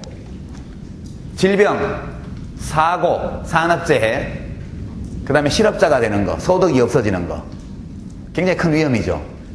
그 다음에 가족들로부터 버림받는 거. 이것도 나이가 들면 엄청나게 큰 위험입니다. 장수, 오래 사는 거. 장수는 축복일까? 천만의 말씀. 장수는 때로 저주가 될 수 있습니다. 소득과 재산이 없는 장수. 돈 없이 오래 사는 것만큼 큰 위험이 없죠. 우리 삶은 많은 위험으로 가득 차 있습니다. 이 위험으로부터 시민들을 지키기 위해서 사회적 연대를 만들어냈습니다. 각자 돛담배를 몰고 이 위험의 파도가 몰아치는 바다를 항해하는 인생, 정말 고달프죠. 그래서 사람들은 역사 속에서 제도를 진화시켰습니다. 이 돛담배들을 끈으로 묶어서 거대한 선단을 만들어서 웬만한 파도에는 흔들리지 않게 만든 거죠. 그것이 5대 보험입니다. 고용보험, 산재보험, 국민연금, 노후보험, 그 다음에 건강보험, 최근에 장기요양보험. 대한민국은 이 5개의 보험을 다 가지고 있습니다. 전 세계 10개국도 안 됩니다. 이렇게 5개의 보험을 다 가지고 있는 나라는. 장기요양보험은 독일보다 우리가 10년 늦게 만들었고 일본보다 약 5년 늦게 만들었습니다. 제도의 진화 측면에서 보면 독일과 일본에 비해서 10년 이상 뒤떨어져 있지는 않습니다. 우리나라가. 보험이란 것은 뭐냐 하면 이 위험으로부터 사람을 지키는 계약입니다. 이것이 현실화되지 않을 수도 있고 현실화될 수도 있죠. 그렇습니다. 운이 좋은 사람은 끝까지 위험을 안고 그 위험이 현실화되지 않은 가운데 살아갑니다. 그러나 운이 없는 사람은 이 위험이 현실화되는 상황을 맞이하죠. 그러면 이게 손실이 발생합니다. 그죠? 손실이 발생해요. 불이 났다. 그럼 재산 손해가 발생하고 병이 들었다. 그러면 치료비 또 입원해 있는 동안의 소득 손실, 간병 비용, 또 가족들의 심리적 고통 이런 손실이 발생합니다. 건강보험을 예를 들면 그때 보험자가 있어서 이 손실이 나면 내가 맡아줄게. 손실을 보전합니다. 보험사가. 그 대신 여기 위험을 안고 있는 개인들이 여기다가 보험료를 내는 거죠. 이 손실을 보전하는 방식은 이 사람에게 보험금을 지급하는 겁니다. 이 거래는 매우 특이한데요. 위험을 거래하는 겁니다. 위험을. 보험사는 이 사람의 리스크가 현실화됐을 때 자기가 물어줘야 되는 돈이라는 위험을 감수하고 그 대가로 보험료를 받죠. 보험가입자는 매월 보험료를 내는 조건으로 사고가 안 나면 그 돈을 그냥 버리는 거예요. 보험료 시컷, 건강보험료 시컷 내놓고 1년 내내 병원에 한 번도 안 가면 그냥 내버리는 돈이잖아요. 자동차 보험료 내고 10년 동안 무사고 10년 동안 돈만 냈다는 얘기예요. 얼마나 억울해요. 그렇지만 행복하죠. 이 세상에서 제일 행복한 사람은, 대한민국 국민 중에 최고 행복한 사람은 건강보험료 최고 등급 한 달에 몇백만 원 보험료 내고 1년 내내 한 번도 병원에 안 가는 사람, 최고로 행복한 사람입니다. 대한민국에서 최고 돈 많이 벌고 최고 건강하다 그런 뜻이에요. 이 세상에 돈 많고 건강한 것보다 행복한 게 어디 있어요. 그러나 사람들은 불평을 합니다. 나는 병원에 한 번도 안 가는데 보험료는 왜 이렇게 많이 나와? 한 달에 20만 원씩. 한 달에 20만 원 보험료 내려면 수입이 한 500만 원 이상은 돼야 돼요. 500만 원 이상. 연봉 6천만 원 이상 받고 몸 건강해서 병원에 한 번도 안 갔으면 주여, 부처님, 알라시니여 감사합니다. 이렇게 해야지 왜 불평을 해? 그것은 보험의 성격을 이해하기 못하기 때문이에요. 보험료 많이 내고 보험금을 절대 안 타는 사람이 최고 행복한 사람입니다. 리스크를 만나지 않고 가는 사람이니까. 이것이 보험계약입니다. 여기서 건강보험이라고 하죠. 이거를 국민건강보험이라고 합시다. 이 국민건강보험은 참 특이한 조직이에요. 만약 이 건강보험이 아니라면, 민간보험이라면 여기서 정보비대칭이 발생합니다. 자, 이제 보험회사, 내가 보험회사 에이전트입니다. 여기 있는 학생이 보험 가입을 하러 온 계약자예요. 둘이 대화를 합니다. 자, 이 설문지를 작성해 주세요. 담배를 피우십니까? 피워요? 안 피우죠? 그럼 아니요. 피우면? 피운다고 쓸래요? 안 피움. 그러니까 피우는데 속으로 찔리면 내일부터 끊지 뭐. 주량이 어떻게 되죠? 안 마셔요? 소주 한 병, 2병쯤 되겠네. 하여튼 마셨다 하면 소주 2병이 기본이라고 합시다. 소주 2병 쓰면 보험회사에서 좋아할까요? 소주 2잔 이렇게 쓰겠죠. 내일부터 좀 덜 먹지 뭐. 규칙적으로 운동을 하십니까? 하나요? 안 한다고 가정하죠. 안함 이렇게 쓰겠어요? 함 이렇게 쓰죠. 보험회사의 입장에서 보게 되면은 인간은 두 종류가 있습니다. 개인은 하나는 굿 리스크가 있어요. 또 하나는 bad 리스크가 있습니다. 굿 리스크는 어떤 사람이냐 하면 보험사 입장에서 볼 때 이 위험이 현실화되지 않도록 매우 조심하는 사람. 건강보험이라고 할 것 같으면 건강을 챙기기 위해서 열심히 노력하는 사람. 아침에 일찍 일어나서 운동도 하고 식생활도 굉장히 건전하게 하고 술도 조금 마시고 담배도 안 피우고 겨울에 스키장에 가면 자기 실력보다 약간 쉬운 코스를 택해서 하고 매사에 조심하는 사람. 비용이 들죠? 굿 리스크들은 자기가 비용을 일부 들여가지고 자동차 보험은 마찬가지죠. 차간 거리를 넓게 두고 운행하는 사람, 급 핸들 조작, 급가속을 안 하는 사람, 자기가 잘 알아요. 내가 사고를 낼 확률이 얼마나 되는지, 내가 난폭 운전자인지 모범 운전자인지는 그 사람이 제일 잘 압니다. 내가 건강을 잘 지키는 사람인지 건강한 생활 습관을 가진 사람인지 아닌지는 내가 잘 알죠. 근데 굿 리스크는 그 얘기를 보험회사에 하고 싶어요. 나는 좋은 사람이에요. 당신이 나를 받으면 이익을 볼 거예요. 보험회사가 그걸 믿어야 될 이유가 있습니까? 없죠. 믿으면 바보죠. 왜냐하면 거짓말을 할 인센티브를 갖고 있기 때문에, 가입자는. 그래서 보험회사로서는 굿 리스크가 제공하는 정보를 믿어야 될 이유가 하나도 없습니다. 배드 리스크라는 사람으로서는 거는 자기 건강을 안 지키는 사람이야. 술 많이 퍼먹고 줄담배 피우고 운동도 안 하고 짜게 먹고 달게 먹고 이런 사람, 잠도 불규칙하게 자고. 이 사람은 반대로 자기의 건강 상태, 생활 습관에 대한 정보를 보험사에 있는 그대로 얘기해야 될 인센티브가 없어요. 그렇죠? 진실을 말해야 될 이유가 없습니다. 진실을 말하는 사람은 보험회사가 믿어야 될 이유가 없어요. 이런 인센티브의 불일치 때문에 정보 불균형이 확대되는 겁니다. 그러니까 보험 가입자 혹은 계약자가 가지고 있는 정보를 보험사는 갖고 있지 못하니까 일단 불신하는 거예요. 자, 이렇게 해서 객관적으로 사람이 질병에 걸릴 통계를 다 만들어서 보험료를 책정합니다. 민간보험회사에서. 그래서 귀하가 나이가 지금 25살이고 뭐 상태가 이러니까 대체로 직업이 이렇고 하니까 보험료는 얼마 되겠습니다. 이러면 굿 리스크 입장에서 보면 보험료 너무 세. 나 엄청 건강한데 꼭 들어야 되나? 뭐 들어보지 뭐. 그래서 평균 질병률을 근거로 해서 보험회사는 보험료를 정했습니다. 운영을 해보니까 그때부터 모럴 해저드가 나타납니다. 보험이 등장하고 나면 원래부터 정보 불균형이 그 안에 내재하고 있었죠. 보험 가입을 하고 나면 이 개인에게서 모럴 해저드가 나타납니다. 이것은 아주 합리적인 행동이에요.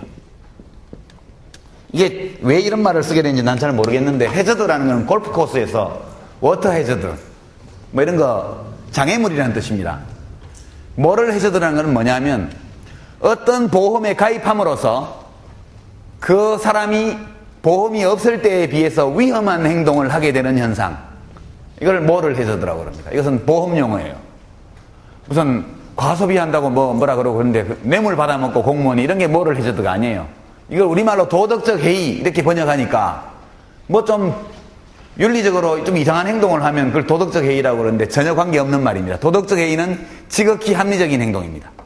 건강보험이 없을 때는 스키를 조심조심 타던 사람이 건강보험 좋은 조건으로 가입하고 나면 위험한 코스를 택하게 됩니다. 왜냐? 부러져도 건강보험에서 돈도 나오고, 그죠? 치료도 해주니까 한번 해볼까? 화재보험에 들지 않았을 때는 침대에서 담배를 피우지 않던 남자가 화재보험에 가입하고 나서는 침대에서 담배를 피웁니다. 불 나면 보험회사에서 물어주니까 사람들은 보험에 가입하면 덜 조심하게 돼요. 그래서 리스크가 보험 가입 전보다 높아지게 되어 있습니다. 이것은 매우 합리적인 행동이에요. 그죠? 바람직하지는 않지만 경제인의 관점에서 보게 되면 조심하는 데는 비용이 들기 때문에 그 비용을 조심하지 않음으로써 보험회사에 넘길 수 있잖아요. 보험에 가입했기 때문에 그전보다 더 위험한 행동을 하는 것을 엑스안테, 라틴어입니다. 엑스안테 뭐를 해줘? 사전적 뭐를 해주더라고 얘기를. 화재보험에 가입한 사람, 불이 났어. 일단 불날 행동을 막 했어. 확률이 높아졌어. 불이 났어요. 났으면 옛날 같으면 잠농 열고 막 금붙이 꺼내고 이렇게 할 사람이 이제는 몸만 도망가. 왜냐? 금붙이 거기 있어도 보험회사에서 다 물어줄 거니까. 비싼 그림이 하나 벽에 걸려있는데 옛날 같으면 빨리 그림 떼서 도망갈 텐데 내 목숨 살려야지. 그림값은 보험회사에서 물어주니까. 위험이 현실화되었을 때 손실액이 커집니다. 원래보다. 이것을 엑스포스트 뭐를 해주더라. 사후적 뭐를 해주더라고 얘기를 해요. 보험이라는 것은 늘 사람에게 이런 행동을 유발하게 되어 있습니다. 이렇게 되니까 보험을 운영해보니까 손실이 났어. 그럼 보험회사는 어떻게 할까요? 보험료를 올리죠.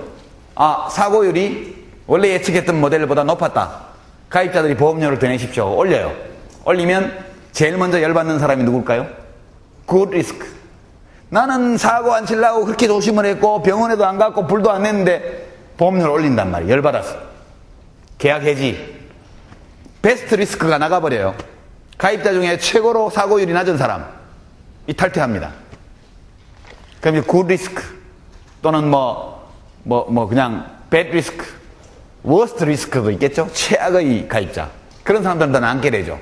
그러면 그 보험 계약자 집단의 위험도가 높아지고 손실액도 또 커집니다. 보험회사는 그 다음 시기에 보험료를 더 올려야 돼요. 또 올립니다. 또 올리면 그 다음에 베스트 리스크는 처음에 빠져나갔고 두 번째로 이제 베터 리스크가 또 빠져나가죠. 이런 순서로 계속해서 보험료가 오르고 좋은 계약자가 빠져나가는 소위 역선택 과정이 이 보험에서 벌어지게 되어 있습니다. 그래서 모든 보험에서 필연적으로 나타나는 현상이에요. 그래서 대책이 뭐냐? 디덕터블입니다. 디덕터블이라는 거는 공제금.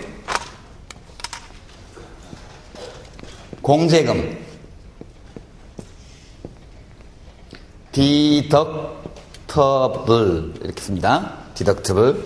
공제금은 뭐냐? 자동차 사고 나면 50만 원은 당신이 물어내라. 이런 계약 조건이 있죠. 또는 10만 원. 디덕터블이 낮을수록 보험료가 높아요. 100% 보상은 안 해주는 겁니다.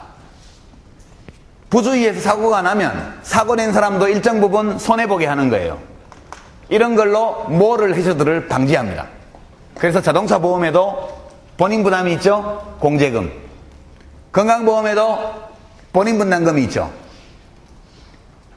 남용을 방지하는 겁니다. 이 보험에 대한 남용을. 이런 제동장치를 만들어요. 생각보다 설명이 오래 걸리는데 한 5분만 더 하고 일단 멈추겠습니다. 공제금 제도입니다. 공제금 제도 혹은 본인 부담금 제도 이런 것들을 만들게 됩니다. 근데 왜 그냥 시장에 맡겨놓으면 보험회사에서 저런 걸 만들어서 할 텐데 왜 국가가 저걸 할까? 다음 질문은 이렇게 됩니다. 왜 국가가 건강보험만큼은 자동차 보험은 민간에 맡겨놨고 그죠? 화재보험도 민간에 맡겨놨고 모든 걸 다 민간에 맡겨놨는데 왜 고용보험하고 그죠? 고용보험, 실업보험 그리고 노후보험 국민연금도 강제 가입이죠? 그 다음에 건강보험 장기요양보험 이런 건 전부 강제 가입입니다. 5대 사회보험은 정부가 모든 국민이 강제로 가입하게 하는 겁니다. 왜 이 보험들만큼은 국가가 강제로 할까? 그런 의문을 가질 수 있겠죠.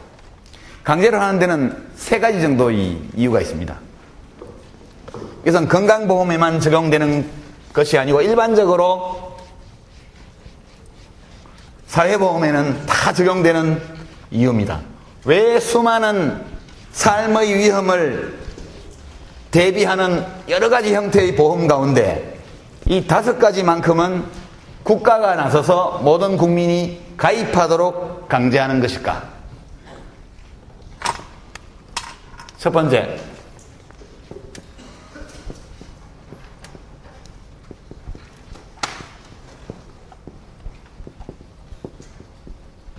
미래 수요라기보다는 미래 필요라고 해야 되겠네. 미래 필요에 대한 과소평가.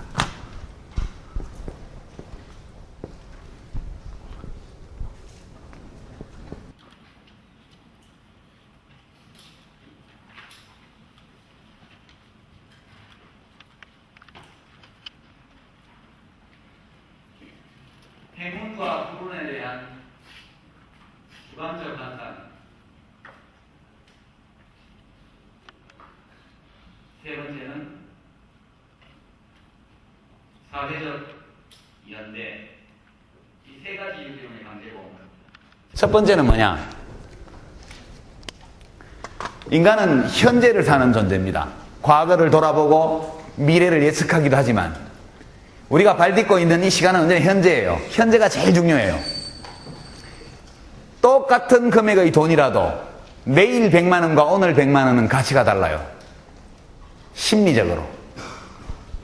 너 내일 110만 원 줄까? 오늘 100만 원 받을래? 그럼 미래에는 언제나 불확실성이 게재되어 있습니다. 저 친구가 오늘 저녁에 집에 가다가 교통사고로 죽어버리지 않을까? 그래서 현찰이 최고예요. 지금 right now 뭐든지 현찰을 챙겨야 돼요. 굉장히 중요합니다. 인간의 중요한 특성이에요. 현재가 제일 중요합니다. 그러니까 미래에 뭐가 필요할 거라는 걸 알지만 그 중요성을 과소평가하게 되어 있습니다. 그래서 내가 한 달 후에 두 달 후에 큰 병에 걸릴 수도 있지만 그때 되면 돈이 굉장히 필요할 거야 이렇게 생각이 들지만 오늘 친구하고 술 한잔 먹어야 되는 이 즐거움, 기쁨 이것이 나에게 너무 큰 비중으로 다가오기 때문에 냅두면 필요한 만큼 보험에 가입하지를 않아요. 그래갖고 미래 어느 시점에선가 저 리스크가 현실화함으로써 발생한 손실을 보전하기 위해서 정말 보험의 도움이 필요할 때 그때 보험에 가입하지 않은 것을 땅을 치면서 가슴을 치면서 후회하게 되죠.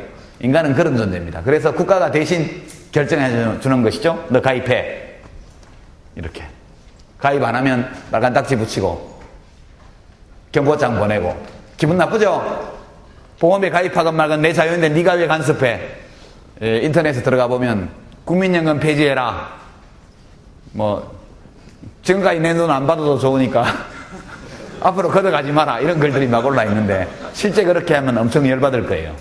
그분들도 한 20년 지나고 나면 그렇게 말했던 것을 후회하게 될 겁니다.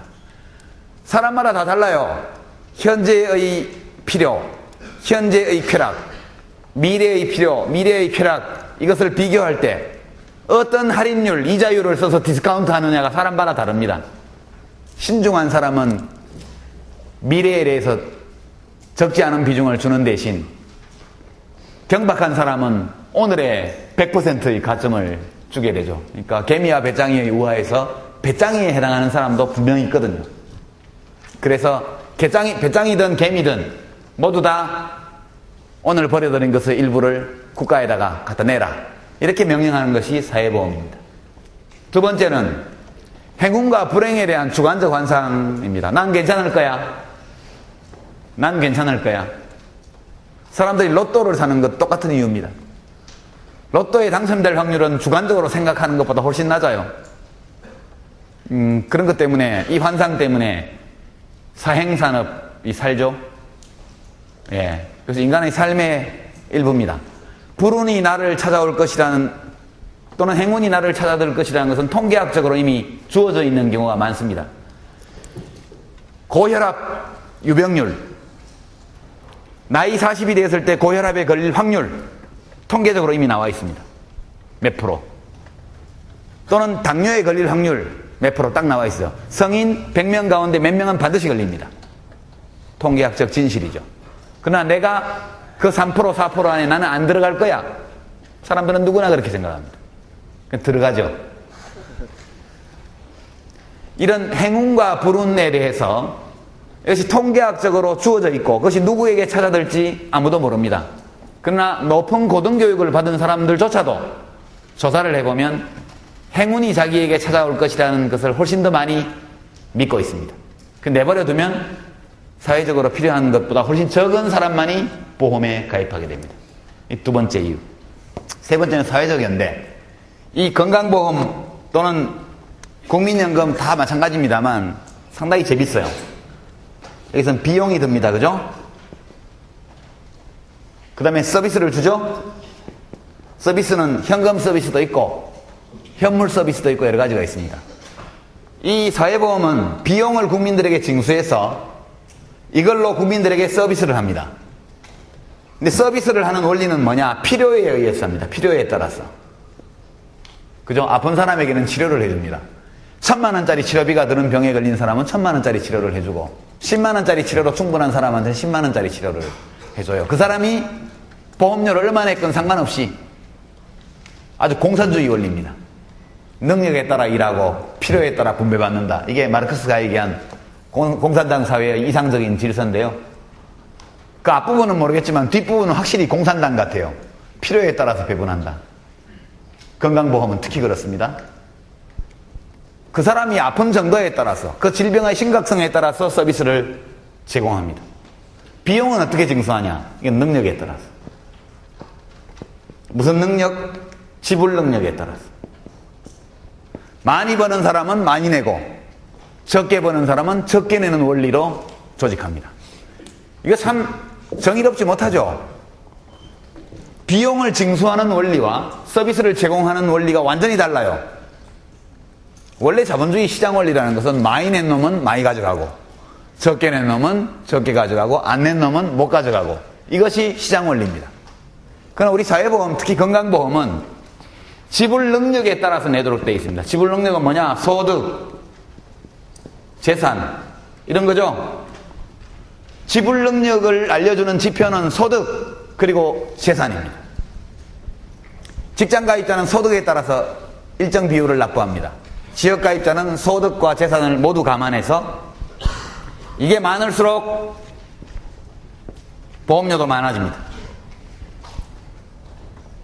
이 서비스를 받는 것은 이것과는 전혀 무관합니다. 자기가 보험료 내는 것과는 전혀 무관해요. 이것이 보통의 민간보험과의 차이입니다.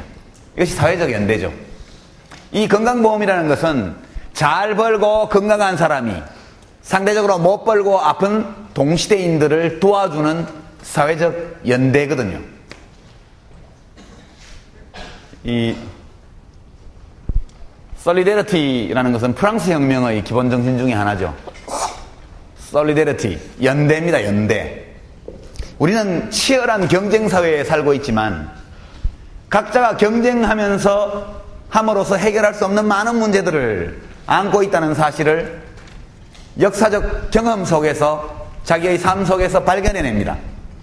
그리고 19세기 이후에 이러한 사회적 연대의 제도들을 하나하나 발전시키는 거죠. 처음에 우리가 만든 것은 아니고 다 영국, 독일 이런 데서 생긴 겁니다. 하는 거 보니까 저게 좋겠네. 그렇게 해서 하나하나 사회보험 제도를 5가지를 우리도 구축하게 되었고 건강보험의 경우에 이런 사회보험의 원리가 가장 전형적인 형태로 나타나게 되어 있습니다. 지금까지 많은 얘기를 한 것 같은데 사실 이야기는 간단해요. 의료 서비스 시장, 약품 시장도 마찬가지입니다. 약품도 내게 무슨 약품이 필요한지 우리는 몰라요. 공급자와 수요자 사이의 극단적인 정보 불균형으로 인해서 시장 원리에 맡겨놓게 되면 공급자가 수요자를 모든 면에서 완벽하게 지배하는 종속관계가 성립되게 되어 있습니다. 이것은 헌법의 원리에 반하는 것이죠. 거기서는 소비자 주권이 성립되지 않습니다. 그래서 국가가 직접 공급하거나 민간의 공급을 허용하되 국가가 가격을 규제하고 품질을 관리하게 되는 것입니다. 그리고 가격 규제와 품질 관리만으로는 질병이라는 위험에 노출된 사람의 삶을 지켜줄 수 없기 때문에 질병에 노출되었을 때 생기는 손실을 보전하기 위한 제도로서 보험을 도입을 했고 이 보험을 국가가 운영하면서 모든 국민이 자기의 취향과 무관하게 강제로 가입하게 한 겁니다. 강제로 가입하게 해놓고 많이 버는 사람은 무조건 돈을 많이 내게 하고 적게 버는 사람은 적게 내게 하고 그리고 서비스는 돈을 많이 벌든 못 벌든 보험료를 많이 냈든 못 냈든 상관없이 그 사람이 걸린 질병의 심각성에 따라서 치료비를 보전하도록 만들어준 제도가 건강보험 제도입니다. 여기서 보험료를 징수하고 서비스를 제공하는 임무는 국민건강보험공단이 맡고 있죠. 그리고 품질 관리를 맡고 있는 곳이 건강보험 심사평가원입니다. 이 건강보험 심사평가원은 의료 서비스 수요자를 위한 에이전트입니다. 에이전트, 대리인. 국민들이 의료 수요자로서 자기에게 어떤 서비스가 필요한지 어떤 약품이 필요한지 모르고 의사를 선택할 수 없고 의료기관을 선택할 수 없고 자기가 제공받은 서비스의 품질을 평가할 수 있는 지식이 없을 때 누군가 그 일을 대신해 줘야 됩니다. 그래서 이때 국민은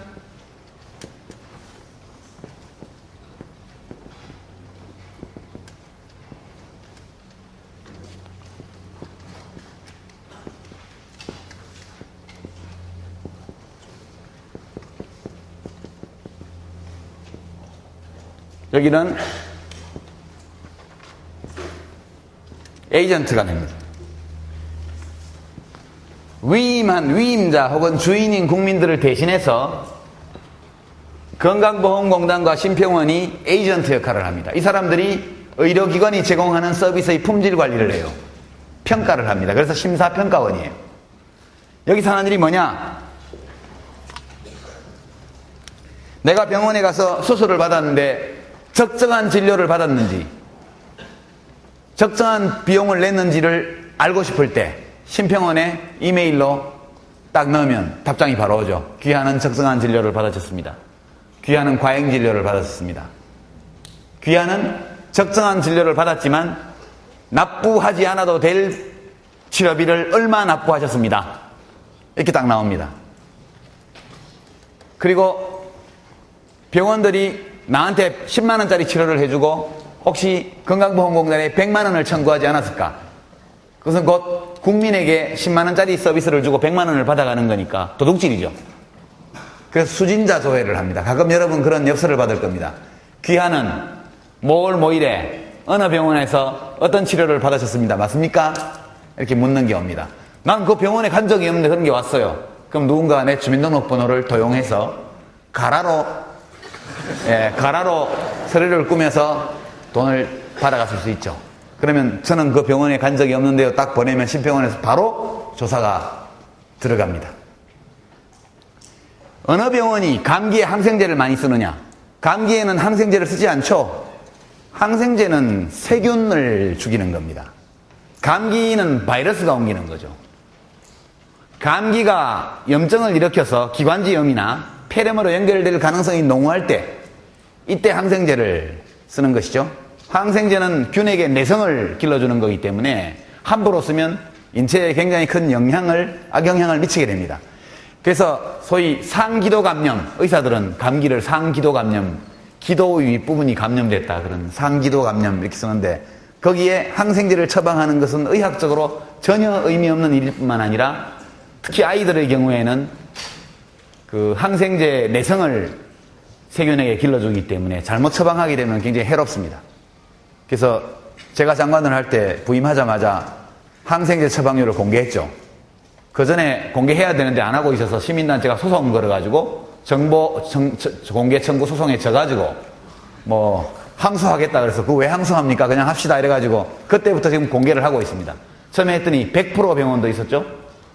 방문하는 모든 감기 환자에게 항생제를 처방한 병원이 있었습니다. 0%도 있었죠. 0%. 그 0% 병원의 시골 할머니 의사 선생님이 인터뷰도 나오고 그랬습니다. 모든 병원 의원의 감기 환자 항생제 처방률이 다 공개를 했습니다. 기관별로. 그래서 엄마들이 자기 동네 병원들에 찾아보고 항생제 처방률이 낮은 병원이 양심적인 의사 선생님이 있는 병원이다. 10%, 20%, 30% 정도는 그럴 수 있거든요. 왜냐하면 아기들은 폐렴으로 갈 수 있고 노인들도 있으니까 징후가 있을 때는 항생제를 써야 됩니다. 그래서 전반적으로 항생제 처방률이 쭉 내려갑니다. 그 의사 선생님들 사이에서도 난 막 99%가 뭐냐? 너무했다. 이런 식의 농담들이 왔다 갔다 했다고 그러죠. 항생제 처방률이 쭉 떨어졌습니다. 그런 일을 하는 것이 심평원입니다. 심평원에 모든 정보가 다 있기 때문에. 주사제 처방률. 환자 오면 무조건 주사 놓는 병원 있죠. 또 우리 환자들도 무조건 주사 놔달라 그래요. 주사 놓는 거나 약 먹는 거나 똑같아요. 근데 주사는 쇼크라든가 감염 이런 위험이 있기 때문에 꼭 주사제가 필요 없는 환자는 주사제를 처방 안 해야 됩니다. 근데 주사제도 99% 주사제 처방 병원도 있어요. 그런 병원이 장사 잘 됩니다. 그 병원 가면 주사 한 대 맞으면 다 나. 근데 그 주사제에 뭐가 들었는지 아무도 모르죠. 심평원은 압니다. 쓸데없는 거 처방하면 행정조치하죠.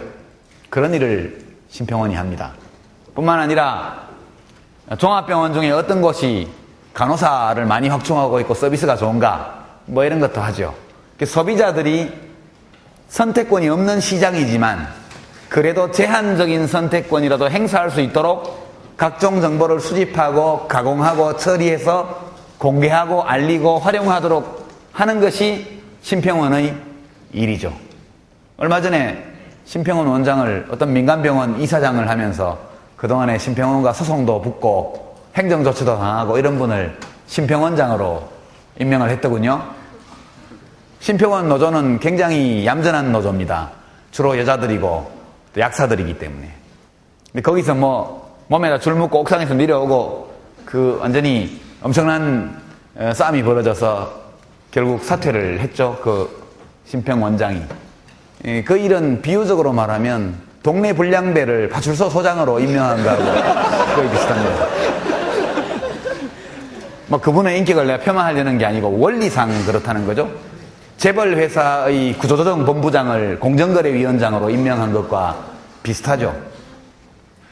코드 인사는 해야 되는데 코드가 잘못되면 아주 곤란하죠. 코드 자체가. 그래서 이 심평원이라는 기관은 국민을 위해서 에이전트 역할을 하는 대단히 중요한 조직이고, 여러분들이 앞으로 살면서 심사평가원과 소통해야 될 일이 아마 많이 생길 겁니다. 전혀 모르고 살면 제일 행복하고요. 기왕 모르고 살 수 없다면 잘 사귀어보는 것이 매우 도움되는 그런 기관이라고 할 수 있습니다. 자, 대체로 강의는 오늘 오전에 전반부는 이걸로 마치겠습니다.